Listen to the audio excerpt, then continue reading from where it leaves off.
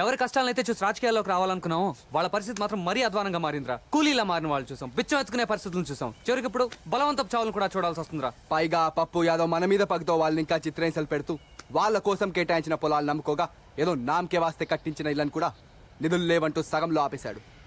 Public లో కూడా మన పట్ల కన్ఫ్యూజన్ ఏర్పడిందిరా. అసలు మన సిద్ధాంతం ఏంటో, దానికి ఎన్నుకున్న దారేంటో తెలియకపోవడం వల్ల సివిల్ డిఫెన్స్ ద్వారా మనం ఎన్నాళ్ళు కూడగట్టుకున్న పేరును కూడా కోల్పోతున్నాం. ఏ ప్రజలకైతే మనం మరింత దగ్గరై సహాయం చేయాలని రాజకీయాల్లో అడుగు పెట్టామో మన మొదటి లక్ష్యం కూడా అదే, వాళ్ళకి సహాయం అందటం. మనం అందరం ఎక్కటం ముఖ్యం కాదు, టెర్రరిస్టులుగా మన మీద పడ్డ నింద తొలగిపోవాలి. ఇదంతా పప్పు యాదవ్ చేసిన కుట్రను మనం నిరూపించగలిగితే ఈ రాజకీయాల్లోని మొదటి కలుపు ముక్క నీరేసే అవకాశం దక్కుతుంది. అసలు ఆ రోజు క్యాన్వాసింగ్ మనం అద్దెకి తీసుకున్న సుమో ఎవరిదని ఆరా తీస్తే ఏమైనా ఆధారాలు దొరకచ్చు. అమ్మో, ఇన్నాళ్ళు ఈ అమ్మాయిని ఎలా భరించారా బాబు? బురదనేస్తుంది. దాంతో జాగ్రత్తగా ఉండాలి, లేకపోతే మనకే మస్కా కొట్టి పారిపోద్ది. ఓసారి మేం పడవ మీద వెళ్తుంటే సరిగ్గా మా పడవ పక్కనే వెళ్తున్న ఇంకో పడవలో ఆయన కనిపించారు. నా చూపులు ఆయన మీద ఆగిపోయాయి. అందరూ గోదావరిని చూస్తున్నారు, నేను మాత్రం ఆయన్నే చూస్తున్నా. అడ్డంగా కూర్చున్నాడా? అందంగా కూర్చున్నారు. ఆయన అందానికి నా కళ్ళు అదిరే. ఇంకేం అదర్లేదా? అదిరింది ముక్కు. దాంతో నా ముక్కు పడక గోదావరిలో పడిపోయింది. దరిద్రం వదిలిపోయింది. నాకు ఏడుపు వచ్చింది. అంతే, ఆయన దూకేశారు. అలా చిన్న ముక్కు పుడక కోసమని గోదావరి అంతా ఇది తెచ్చిచ్చారు. ఎవరిదో పీకిచ్చుంటాడు. నువ్వేంటి అదో టైప్ లో మాట్లాడతావు? నీకుందిలే ఆయన చేతిలో. ఎంతవరకు చెప్పాను? ముక్కు పుడకిచ్చారు కదా, ఆ రోజు నుంచి నా మనసులో లేదు. కళ్ళు తెరిసినా మూసినా ఆయనే. ఆ తర్వాత నేను అన్నం తినేదాన్ని కాదు, నిద్రపోయేదాన్ని కాదు. ఓసారి మేమిద్దరం గుడి వెనక గులాబీ తోటలో కలుసుకున్నాం. అక్కడ ఆయన సిగ్గేస్తోంది బాబు. అమ్మో, నాకు భయమేస్తుంది. అప్పుడు ఆయన నా దగ్గరికి వచ్చి ఏమన్నారో తెలుసా? వరం, నీకే వరం కావాలో కోరుకో అన్నారు. అమ్మాయిలు పడేయడానికి ఏ మగాడైనా అదే చెప్తాడు. అప్పుడు నేనేం అడిగానో తెలుసా? వెండి పట్టీలు, ఎండు చేపలు కాదు, ఒక ఎర్ర గులాబీ కావాలని అడిగాను. తక్కువ తెప్పించుంటాడు. ఎలా ఇస్తారు? అది తెల్ల గులాబీల తోట. ట్విస్టులు చాలా ఉన్నాయి. అప్పుడు ఆయన ఏం చేశారో చెప్పుకోండి చూద్దాం. ఫోన్ చేసి తెప్పించాడా? అది తప్ప ఇంకో వరం ఏదైనా కోరుకోమన్నాడా? మీ ఆలోచనలు అంత దాకానే వెళ్తాయి, కానీ ఆయనలోని ప్రేమికుడు తన ప్రేయసి కోసం ఏం చేశారో వినండి.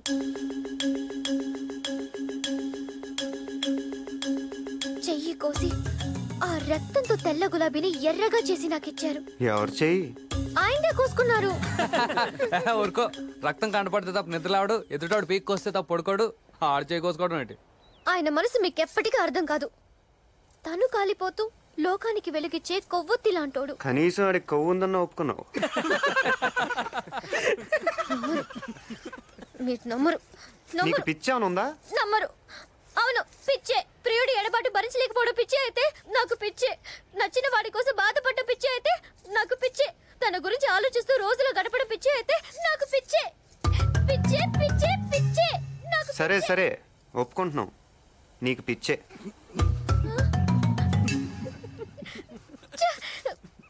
పవిత్రమైన నా ప్రేమ గురించి మీలాంటి వాళ్ళ దగ్గర చెప్పడం.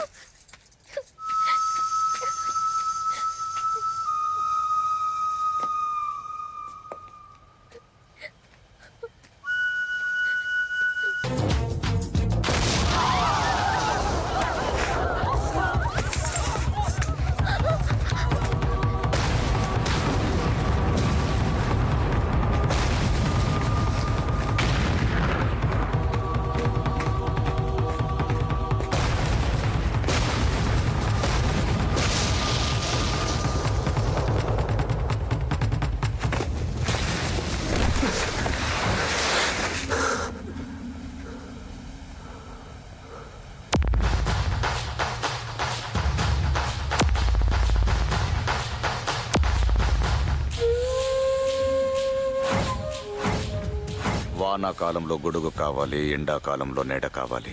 ఏ కాలంలోనైనా ఒక్కడిని లేపేయాలంటే ఈ మొండి నాని కావాలి. ఇవాళ బావ కళ్ళలో ఆనందం చూడాలి, నీ కళ్ళలో చావు చూడాలి. అయిపోయా. సరే అలా కానీ అయిపోయే ముందు ఒక్క మాట. అన్నా, ఆడి మాటలు వినకన్నా. ఏ మాటలతోనే చంపేస్తా? అవునన్నా, ఆడి మాటలు కానీ విన్నావు అనుకో చికెన్ గున్యా వచ్చినట్టే అన్నా. చా, ఏది చంపు చూద్దాం.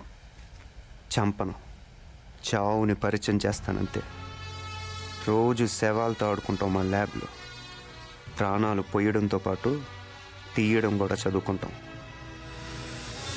పిడికిలు బిగించి ఒక్కటి పుర్ర మీద ఇచ్చాననుకో, నీ మెదడులో ఉన్న నరాలన్నీ చిట్లిపోయి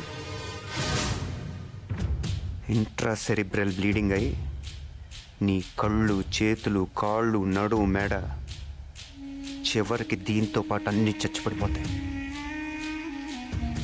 ఫైనల్గా మా ల్యాబ్లో ప్రయోగాలకు పనికొస్తావు.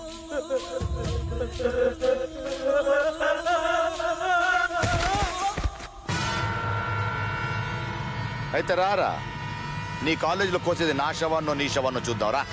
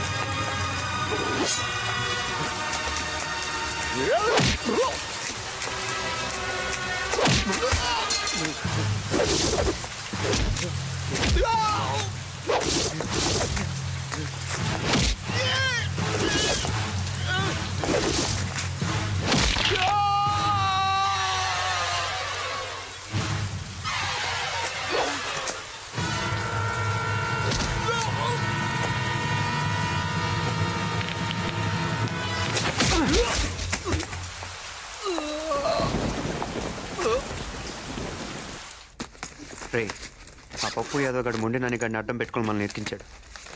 అసలు జైల్లో ఉండాల్సిన నాన్నగడ్డ బయటకు వెళ్ళి వచ్చాడు కనుక్కోండి. ఈ పరిస్థితుల్లో ఇంకెక్కడ దాక్కుంటారు? మొత్తం స్టేట్ అంతా జల్లెడ పడుతున్నారు మీకోసం. నా జాగ్రత్తలోనే ఉంటాను కానీ మీ పనుల్లో మీరు ఉండండి. ఎప్పటికప్పుడు కాంటాక్ట్లో ఉండండి.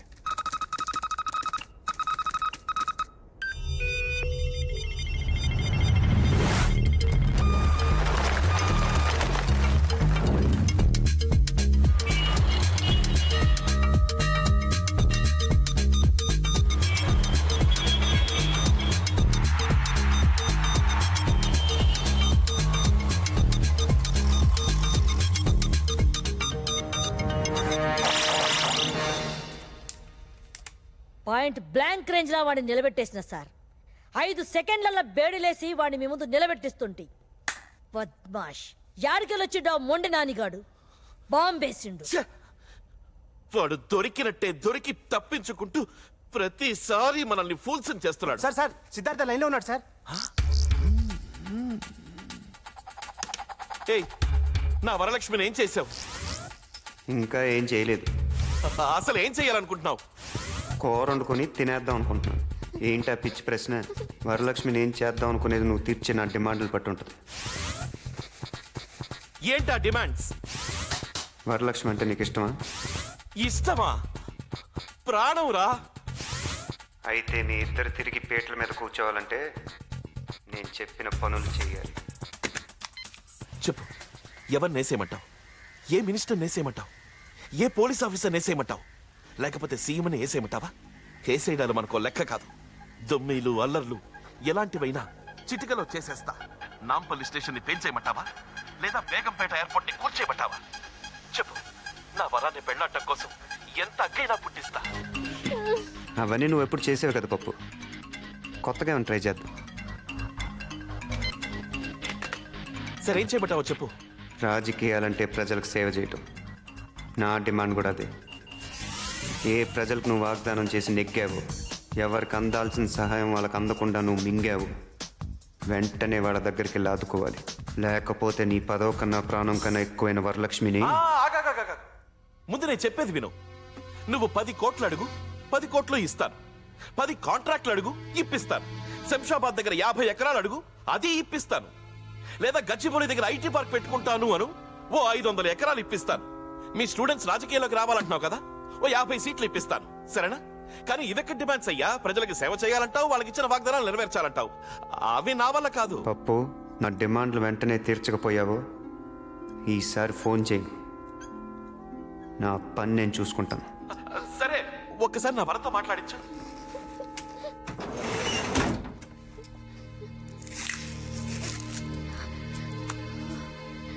పప్పు, ఎలా ఉన్నావు పప్పు?